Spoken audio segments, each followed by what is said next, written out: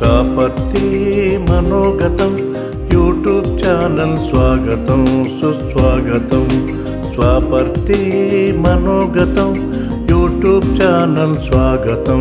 మొట్టమొదట 79వ స్వాతంత్ర్య వార్షికోత్సవం అంటే ఈ ఆగస్టు 15కి 79 సంవత్సరాలు పూర్తి అవుతుంది. 79 సంవత్సరాలు పూర్తి అవుతాయి. అట్లాగే 80వ స్వాతంత్ర దినోత్సవాన్ని కూడా అంటాం మనం. మీ అందరికీ కూడా శుభాకాంక్షలు. అయితే కొన్ని విషయాలు మీతో డిస్కస్ చేయాలన్న ఉద్దేశంతో మీ ముందుకు రావడం జరిగింది. సరే, యూట్యూబ్లో అయితే తెలుగులో ఈ ఇన్ఫర్మేషన్ మీకు ఎక్కడ కనిపించలేదు, మీకు నాకు తెలిసి కూడా లేదు. మీరైనా అంతే, నేనైనా అంతే. ఆ విషయాన్ని మీ దృష్టికి తీసుకురావాలన్న ఉద్దేశము నాకు చాలా ఉంది. సరే, ఇప్పుడు సమయము సందర్భము కాబట్టి ఇప్పుడు చేస్తున్నాను. ఈ వీడియో ఆగస్ట్ 5వ తారీఖు నుంచి చేయడం స్టార్ట్ చేశాను. కొన్ని వీడియోస్ చేస్తాను అట్లాగే వరుసగా, 2-3. దాంట్లో ఫస్ట్ వన్ అయితే 1857 ప్రథమ భారత స్వాతంత్ర్య సమరం నుంచి 1947 ఆగస్ట్ 15 వరకు, అంటే సుమారుగా 90 సంవత్సరాల పాటు భారతదేశ స్వాతంత్ర సమరం ఫార్మల్గా స్టార్ట్ అయిందని అనుకుంటే, అంతకుముందు ఇంకో 100 సంవత్సరాల చరిత్ర ఉంది, అది వేరే విషయం. కానీ 90 సంవత్సరాల్లో ఎంత రాజకీయం అయితే జరిగిందో అంతే 1947 జూన్ 3 నుంచి 1947 ఆగస్ట్ 15 వరకు అంత భయంకరమైన రాజకీయం జరిగింది. వాటిలోని ముఖ్యమైన సంఘటనలో ఒక్క విషయాన్ని మీ దృష్టికి తీసుకురావాలా. అదేంటంటే, ఇది నిజంగా చెప్పాలంటే ఈ 2 నెలల 13 రోజుల 3 ముక్కల ఆట ముగ్గురు ఆడారు.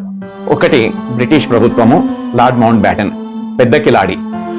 తర్వాత అంతే పెద్ద కిలాడి మహమ్మద్ అలీ జిన్నా. ఆయన రాజకీయాలు చూస్తే భయం అవుతుంది. గొప్ప మేధావి. ఒకవేళ ఆయనకు ద్విజాతి సిద్ధాంతం కాకపోతే గొప్ప ప్రధానమంత్రి అయి ఉండేవాడు. సరే, మహమ్మద్ అలీ జిన్నా కంటే ఒక ఆకు ఎక్కువ చదివాడు సర్దార్ వల్లభాయ్ పటేల్. మనము స్వాతంత్ర సమరంలో గొప్పవారు గాంధీ గురించి మాట్లాడుకున్నప్పుడు, సుభాష్ చంద్రబోస్ మాట్లాడుకున్నప్పుడు 1947 జూన్ నుంచి 1948 ఆగస్ట్ 15 వరకు సర్దార్ వల్లభాయ్ పటేల్ చేసినంత సేవ మనం మర్చిపోయామంటే మనం భారతీయులమే కాదు. ఆయనకు మనం ఎప్పటికీ రుణపడి ఉంటాం. సరే, ఈ సూదంతా ఎందుకు, coming to the point. June 3, 1947లో మేము భారత్కి ఇండిపెండెన్స్ ఇస్తున్నాము అని చెప్పడం జరిగింది. అంతేకాకుండా భారతదేశాన్ని పాకిస్తాన్ మరియు భారత్ అని 2 ముక్కలు చేస్తున్నాము. అప్పటికి అంటే ఇది పాకిస్తాన్, భారత్ అంటే నేరుగా బ్రిటిష్ వాళ్ళు పరిపాలన చేసే ప్రాంతాన్ని బ్రిటిష్ ఇండియా అంటారు. బ్రిటిష్ ఇండియాని 2 భాగాలు చేస్తున్నాము. ఒకటి భారత్, రెండోది పాకిస్తాన్. అప్పటికి భారతదేశంలో బ్రిటిష్ ఇండియా కాకుండా ప్రిన్స్లీ స్టేట్స్ అంటే స్వతంత్రంగా స్వదేశీ సంస్థానాలు, కొంతవరకు స్వాతంత్రం ఉంది నామమాత్రంగా, అవి స్వదేశీ సంస్థానాలు. వాటి సంఖ్య 374. 574, 374 కాదు, 574 ఈ స్వదేశీ సంస్థానాలు ఉండేవి. వాటికి బ్రిటిష్ ప్రభుత్వం ఏం చేసిందంటే, వారికి ఆ సంస్థానాధీశులకు, రాజులకు, మీరు అవసరమైతే భారతదేశంలో కలవవచ్చు, లేదా పాకిస్తాన్లో కలవాలనుకుంటే పాకిస్తాన్లో కలవచ్చు. పాకిస్తాన్ ప్రాంతానికి దగ్గరగా ఉన్నవాళ్ళు పాకిస్తాన్లో, భారతదేశంలో ఉన్నవాళ్ళు భారతదేశంలో కలవచ్చును. లేదా మీరు స్వతంత్రంగా ఉండవచ్చు అని చెప్పేసి అగ్గిపెట్టి పోతూ.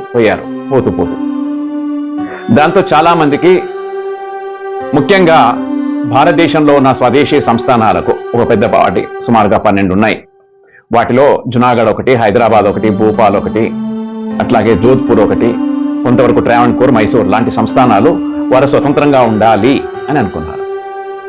ఇదేంటబ్బా, ఇట్లయితే భారతదేశంలో నడిబొడ్డున ఇవన్నీ సొంత రాజ్యాలుగా ఉంటే భారతదేశంలో క్యాన్సర్ పుండున్నట్టే, అది ఎప్పటికైనా కానీ దేశం ముక్కలవుతుంది.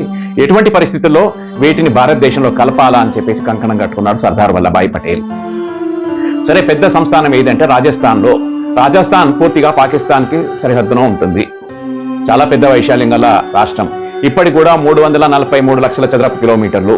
దాంట్లో 1/4 వంతు కంటే ఎక్కువ, 1/3 వంతు కంటే తక్కువ జోధ్పూర్ సంస్థానం. ఆ పాలకుడు ఎవరంటే 1947 ఇండిపెండెన్స్ వచ్చే నాటికి హనుమంత్ సింగ్, అంటే మనం హనుమంత్ సింగ్ అంటాము, లేదా హనుమంత్ సింగ్ అనవచ్చును. ఈయన జోధ్పూర్ సంస్థానాధీశుడు. అయితే దీని వైశాల్యం 97,000 చదరపు కిలోమీటర్లు. అంటే ఇంచుమించుగా తెలంగాణ రాష్ట్రం అంతా. అంటే మన తెలంగాణ రాష్ట్రం 1,12,000 చదరపు కిలోమీటర్లు.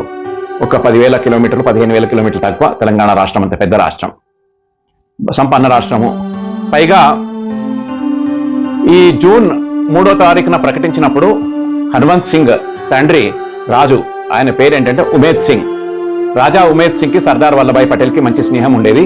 ఉమేద్ సింగ్ కూడా సర్దార్ వల్లభాయ్ పటేల్ యొక్క ప్రోత్సాహంతో తాను బ్రిటిష్ ఇండియాలో కలవడానికి ఒప్పుకున్నాడు.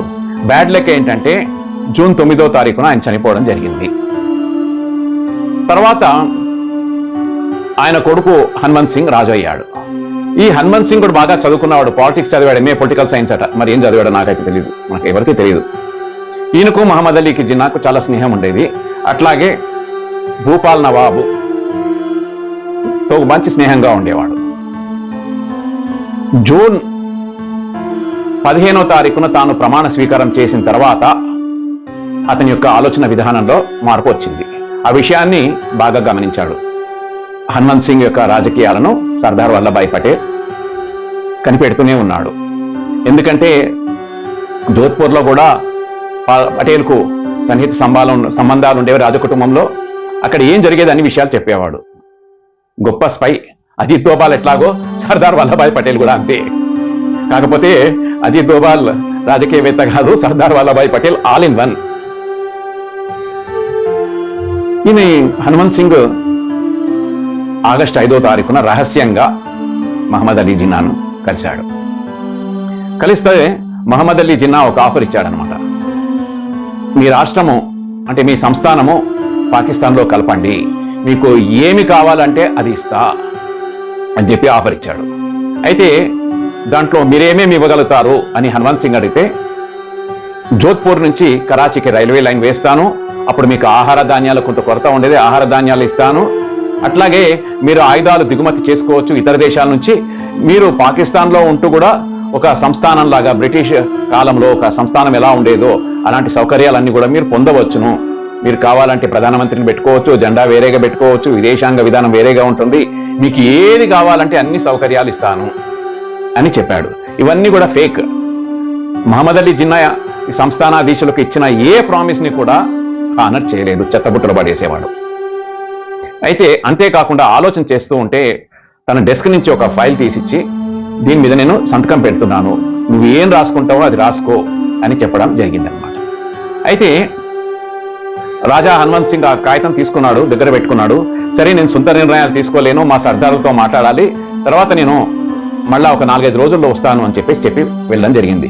వెంటనే మహమ్మద్ అలీ జిన్నా ఎంత హుషారు చూడండి, ఆ ఫైల్ అంతా లాక్కున్నాడు. సరే, అప్పుడు రాపో చూద్దామన్నాడు.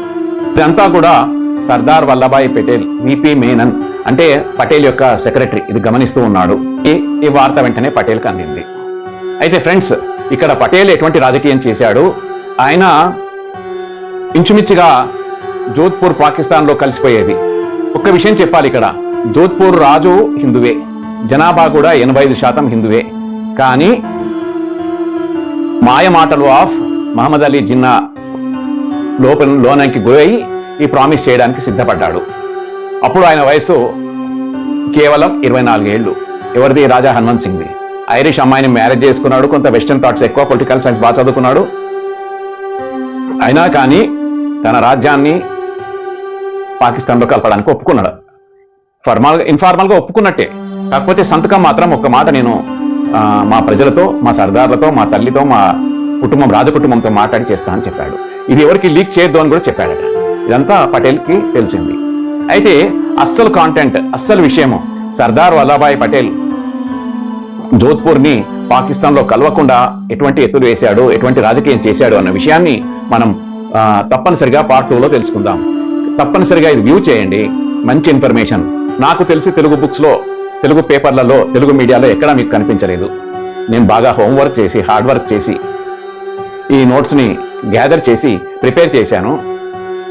తప్పనిసరిగా వ్యూ చేయండి. ఒక చిన్న మాట, ఈ ఇన్ఫర్మేషన్ అంతా కూడా సర్దార్ వల్లభాయ్ పటేల్ యొక్క secretary VP Menon the Indian integration of princely states అని ఒక బుక్ రాశాడు విపి మేనన్. ఆ బుక్లో ఈ ఇన్ఫర్మేషన్ అంతా ఉంది. ఇంకొకరు, ఇద్దరు ఫారినర్స్ రాసిన బుక్ ఉంది. ఆ బుక్లో ఇన్ఫర్మేషన్ కూడా నేను సేకరించి మీకు చెప్తున్నాను. Freedom on mid night, lorry Collins మరి ఇంకొక ఆయన ఇద్దరు కలిసి రాశారు, డొమినిక్ లాపియర్.